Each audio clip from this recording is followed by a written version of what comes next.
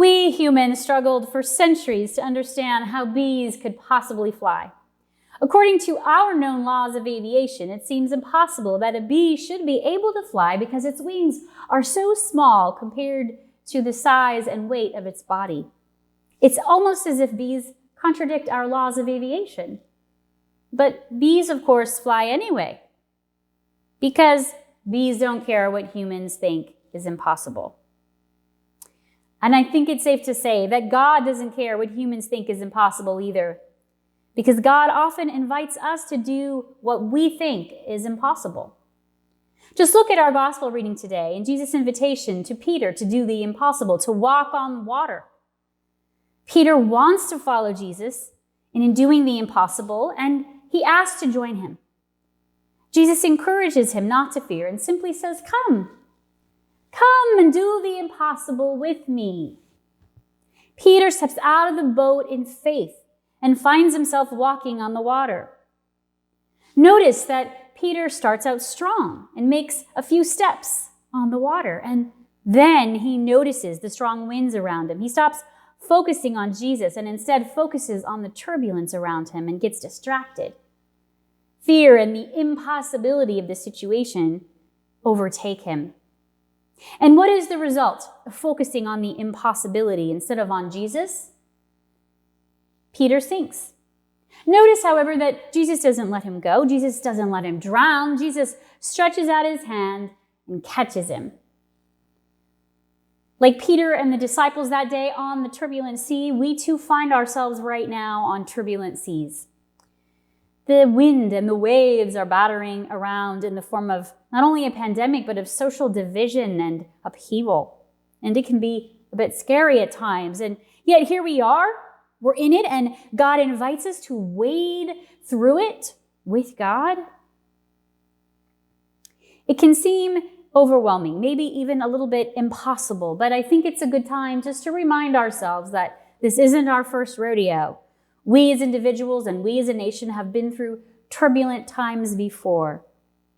And we know that God was always there with an outstretched hand to help us. Think just for a moment right now about all the things you've done in your life that seemed impossible at the time, but you stepped out in faith anyway and discovered God's outstretched hand was there with you, ready to help you. As I look at my own life, I can think of a lot of these impossible moments, but one always comes immediately to mind. It's being a parent. A parent is so hard. In fact, I think a lot of parents would agree that at times it's impossible to be the good parent we want to be. But I believe that impossible calling is actually made possible by God's grace. I believe God is performing miracles every day, and they're more impressive than walking on water. What about the impossibility of being a faithful Christian, of following in Jesus' steps? Jesus, who loved his enemies and calls us to love our enemies. How could we ever learn to love and forgive people without that impossible calling being made possible by God's grace? How could we ever love those that hurt us and drive us crazy?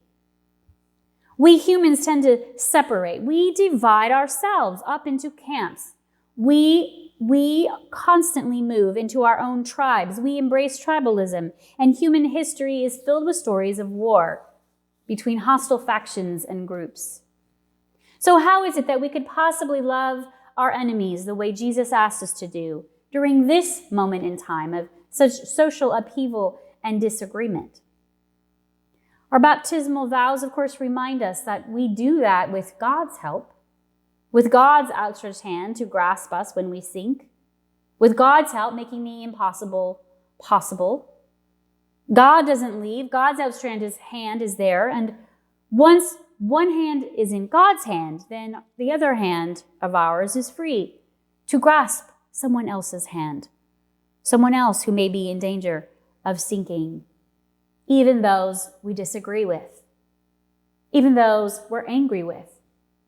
Does it sound impossible in our current context?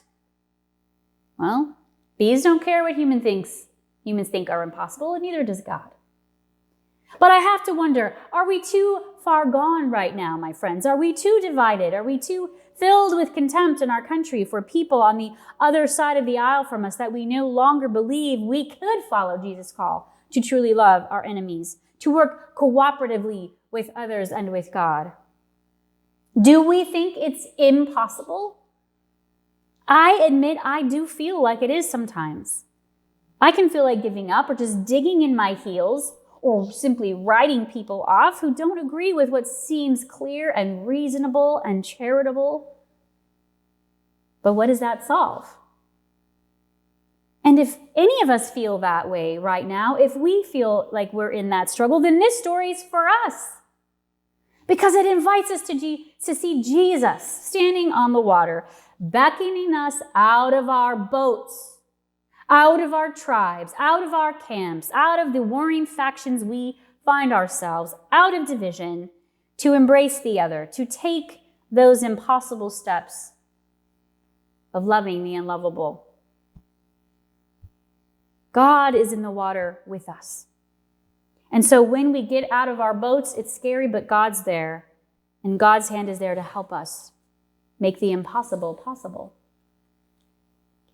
During a recent email exchange with one of our church members, she offered me what I thought was an astute example or a lesson on how we might learn to love those we think of as our enemies.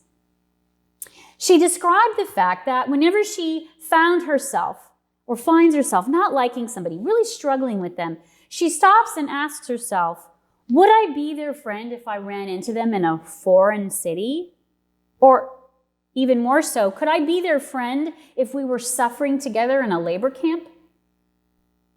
Yeah, of course I could. Then how bad can it be?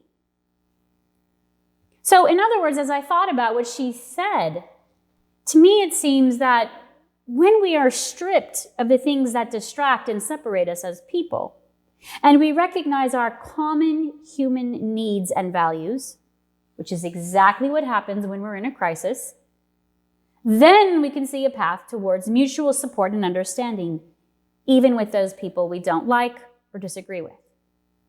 And if we could do that in that situation, what stops us from doing it right now?